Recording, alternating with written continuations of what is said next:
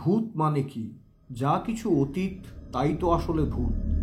আসুন আজ আমরা কথা বলি বাংলা চলচ্চিত্রের স্বর্ণযুগের অন্যতম অবিস্মরণীয় ভৌতিক এবং রহস্যধর্মী ছবি কুহেলিকে নিয়ে। রহস্যঘন ফিল্ম কুহেলির কাহিনী লিখেছিলেন বীরেন দাস। তার রচিত বৌরানী উপন্যাসটি অবলম্বনে কুহেলি ফিল্মটি নির্মিত হয়েছিল। চিত্রনাট্য ও পরিচালনার দায়িত্বে ছিলেন অভিমন্যু ওরফে তরুণ মজুমদার। ফিল্মটি নির্মিত হয়েছিল পিয়ালি পিকচার্স প্রাইভেট লিমিটেডের ব্যানারে। ছবিটির সঙ্গীত পরিচালক ছিলেন হেমন্ত মুখোপাধ্যায় এবং গীতিকার ছিলেন গৌরী প্রসন্ন মজুমদার। তরুণ মজুমদারের ছবিতে রবীন্দ্রসঙ্গীত বরাবরই আলাদা গুরুত্ব পেয়েছে। ফিল্ম কুহেলিও তার ব্যতিক্রম হয়নি। কবিগুরু রবীন্দ্রনাথ ঠাকুর রচিত তুমি রবে নীরবে এবং মেঘের কোলে রোদ হেসেছে, এই দুটি রবীন্দ্রসঙ্গীত ছবিতে ব্যবহার করেছিলেন পরিচালক। নেপথ্য কণ্ঠশিল্পী হিসেবে গানগুলিতে কণ্ঠ দিয়েছিলেন লতা মঙ্গেশকর, আশা ভোসলে এবং হেমন্ত মুখোপাধ্যায়। কুহেলিতে মুখ্য ভূমিকায় অভিনয় করেছিলেন বিশ্বজিৎ চট্টোপাধ্যায়, সন্ধ্যা রায়, সুমিতা সান্যাল, ছায়া দেবী, অজিতেশ বন্দ্যোপাধ্যায়, সত্য বন্দ্যোপাধ্যায়, শেখর চট্টোপাধ্যায়, উৎপল দত্ত, মনু মুখোপাধ্যায়, নির্মল ঘোষ, তরুণ রায় এবং মৃণাল মুখার্জি। অতিথি শিল্পী হিসেবে সপ্রতিভ উপস্থিতি ছিল রবি ঘোষ এবং শুভেন্দু চট্টোপাধ্যায়।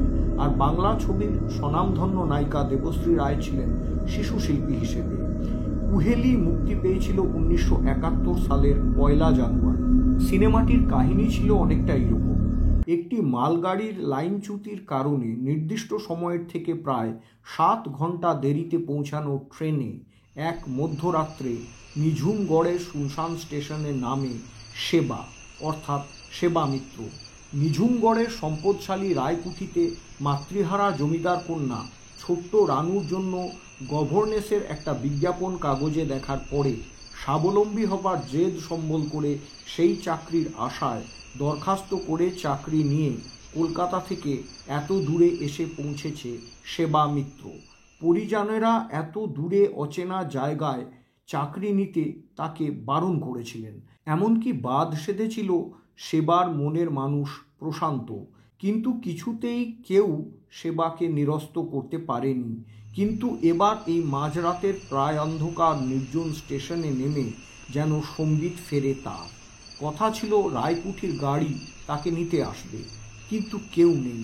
স্টেশন মাস্টার জানান সেবাদের ট্রেনটির এই স্টেশনে আসবার কথাই ছিল না আজ রাতে। কিন্তু এখন একলা যুবতী সেবা এই নিঝুম গড়ে নিঝুম রাতে একা একা কিভাবে থাকবে?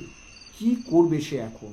কথাটি স্টেশন মাস্টারকে জানালে স্টেশন মাস্টার নির্বিকার ভঙ্গিতে তাকে জিজ্ঞেস করে সে কি রায়কুঠির নতুন গভর্নেস। চমকে ওঠে সেবা। সে জানতে চায় এটা স্টেশন মাস্টার সাহেব কিভাবে অনুমান করলেন। স্টেশন মাস্টার আবারও নির্লিপ্তভাবে জানান এই নির্জন স্টেশনে যখনই কোনো আগন্তুক মহিলা এসে নামেন তার একটাই অর্থ হয় যে তিনি রায়কুঠির নতুন গভর্নেস। উত্তরটি যথেষ্ট সন্দেহজনক। ঠিক কত গভর্নেস তার আগে এসেছেন এখানে? কেন তারা আর নেই? তারা কেউ কি চাকরিতে টিকতে পারেন না? তাই বা কেন? মনে নানান দোলাচল তৈরি হয় সেবা। হঠাৎ ব্যাচেলর স্টেশন মাস্টার তার নিজের কোয়ার্টারে রাতটা কাটানোর প্রস্তাব দেন সেবাকে। স্টেশন মাস্টার একলা থাকেন, তার কোয়ার্টারে আর কেউ থাকে না জেনে স্বভাবতই এহেন প্রস্তাবে না করে দেয় সেবা। স্টেশন মাস্টার ছোট্ট নির্জন স্টেশনে সেবাকে একা ছেড়ে যাবার আগে শুনিয়ে দিতে ভোলেন না তাকে বিশ্বাস হয়তো নাই করতে পারেন সেবা, কিন্তু যেখানে বিশ্বাস করে তিনি চাকরি করতে যাচ্ছেন সেই ব্যক্তির থেকে অনেক বেশি নিরাপদ হতো অচেনা এই স্টেশন মাস্টারের আতিথ্য। অতএব একা একাই রাত কাটানোর অপেক্ষা। রাত আরও গভীর হয় এবং এমন সময় অন্ধকারের ভিতর থেকে যেন জেগে ওঠে এক ছায়া শরীর। চমকে ওঠে সেবা। কে? ছায়া শরীর জানায় সে রতন, রায়কুঠির ড্রাইভার, তাকে নিতে এসেছে। কিছুদিনের মধ্যেই স্বভাবগুণে রায় পরিবারের সঙ্গে মিশে যায় সেবা। ছোট্ট রানুর সঙ্গে বেশ ভাব হয়ে যায় তার। বাড়ির পরিচারক লক্ষণের থেকে সেবা এই বাড়ির নানা নিষিদ্ধ ঘটনা সম্পর্কে ধীরে ধীরে জানতে পারে।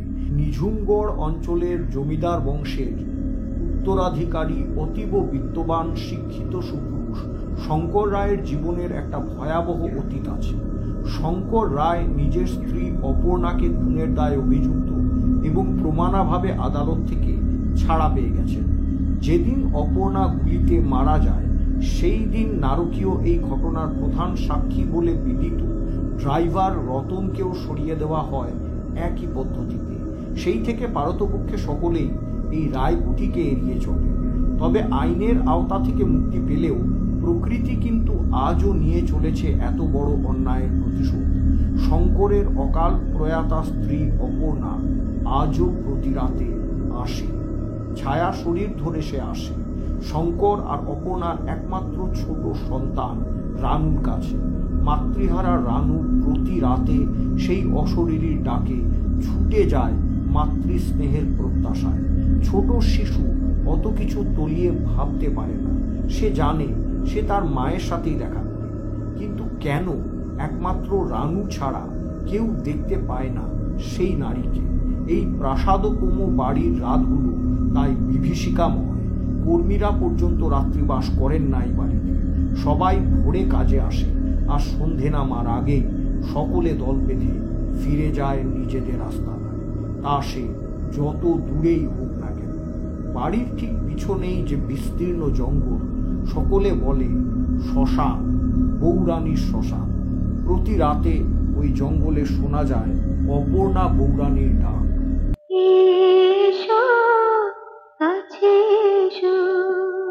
পরিবারের বর্তমান কর্তা শঙ্কর রায়কে বুঝতে চেষ্টা করে সেবা। নিজের স্ত্রী অপর্ণার চরিত্র এবং প্রকৃত পরিচয় নিয়ে সন্দেহ হওয়ায় শঙ্কর তাকে গুলি করে হত্যা করেছিল বলে জানা যায়। তার জন্য শেষবারের মতো তৈরি হয়েছে। যাও আলাদা, শুধু শুধু দাঁড়িয়ে থেকো না চোখের সামনে। শঙ্করের জ্যেষ্ঠতো দাদা সত্যভূষণের সাথেও সম্পত্তির উত্তরাধিকার সংক্রান্ত বিষয় নিয়ে শঙ্করের বিবাদ আছে। এই বিষয়টাও সেবার কাছে পরিষ্কার হয়। আইনত হেন কুকাজ নেই যা সত্যভূষণ করেনি বা করতে পারে না। শঙ্করের জ্যাঠামশাই এই কারণেই নিজের পুত্রকে নিজ সম্পত্তির এক কানাকড়িও না দিয়ে লিখিতভাবে সব সম্পত্তি ভ্রাতৃপুত্রকে দিয়ে গেছেন। সত্যভূষণ আর শঙ্করের এই নিয়ে চিরশত্রুতা। কি করবে? তারপর এমন চাবি আছে যা দিয়ে শঙ্করের সব সিন্ধুক এক নিমেষে খুলে ফেলা যায়। সেবা তার আরেকটি পরিচয় কিন্তু গোপন রেখেছিল। সেটা হলো কেবলমাত্র রানুর গভর্নেসের চাকরি করতে এখানে এত দূরে নিঝুমগড়ে সে ঝুঁকি নিয়ে আসেনি। তার আসার প্রধান উদ্দেশ্য হলো অপর্ণা, যে ছিল তার জীবনের সবচেয়ে কাছের একজন প্রিয় বান্ধবী। অপর্ণাকে নিজের হাতের রেখার মতোই চিনত সেবা, কিন্তু তাও জানত কি একটা অত্যন্ত গোপন যন্ত্রণা অপর্ণার জীবনে আছে, যা সে বহুবার চেষ্টা করেও সেবাকে বলতে পারেনি। অপর্ণা কি আজও নিজের পরম প্রিয় স্বামীকেই নিজের হত্যাকারী বলে মনে করে? তাই কি সে আসে নিজের অপমৃত্যুর শোধ নিতে? দিনের পর দিন ঘটে চলা এইসব অসহ্য মানসিক টানাপোড়েন, একদিকে অশরীরী অপর্ণার উপস্থিতি আর অন্যদিকে ছোট্ট অসহায় কন্যা রানুর দায়িত্ব, এই মানসিক চাপের কারণে শঙ্কর এখন মানুষের আকৃতির একটি নিষ্প্রাণ কাঠামো মাত্র। জীবনের সব আশা শেষ হয়ে গেছে তার। শঙ্কর সেবাকে জানায় একমাত্র রানুর জন্যেই সে বেঁচে আছে। শঙ্করের অসহায়তা বুঝতে পারে সেবা, কিন্তু সে কি পারবে ছোট্ট রানুর নিরাপত্তার জন্য অশরীরীর সাথে লড়তে? শঙ্কর কি সত্যি তার স্ত্রীর খুনি? অপর্ণা কি শারীরিকভাবে সত্যি আজ আর এই পৃথিবীতে নেই? সে তবে কি সত্যি অন্য জগৎ থেকে ফিরে ফিরে আসে প্রতি রাতে নিজের শিশুকন্যার কাছে? কি তার আসল উদ্দেশ্য? আসছে সে আসছে, আসছে সে আসছে। শেষ পর্যন্ত সেবা কি করেছিল? অন্য সব গভর্নেসের মতন সেও কি এই অদ্ভুত চাকরিতে ইস্তফা দিয়ে নিঝুমগড় থেকে চলে গেছিল? নাকি ছোট রানুকে রক্ষার জন্য আর সমস্ত কিছু শেষ দেখার জন্য রয়ে গেছিল?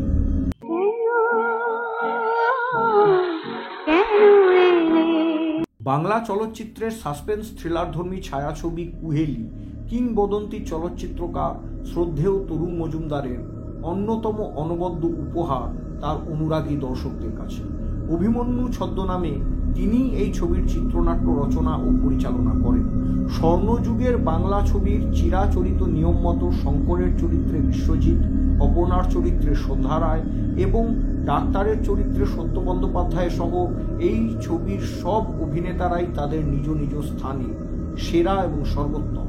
কিন্তু সেবা মিত্রের চরিত্রে সুমিতা সান্যাল সম্ভবত নিজের অভিনয় জীবনের সবথেকে সেরা পারফরমেন্স এই ছবিতেই করেছিলেন। সত্যভূষণের চরিত্রে অজিতেশ বন্দ্যোপাধ্যায়ের দুর্ধর্ষ অভিনয় ভোলার নয়। ছবির একদম শুরুতে তার স্বল্প উপস্থিতিতেই শেখর চট্টোপাধ্যায় বুঝিয়ে দিয়েছিলেন তিনি কোন স্তরের অভিনেতা। সৌমেন্দু রায়ের ক্যামেরার জাদু অনবদ্য, আর তারই সাথে পাল্লা দিয়ে অনবদ্য এই ছবির লাইটস অ্যান্ড শেডসের কাজ।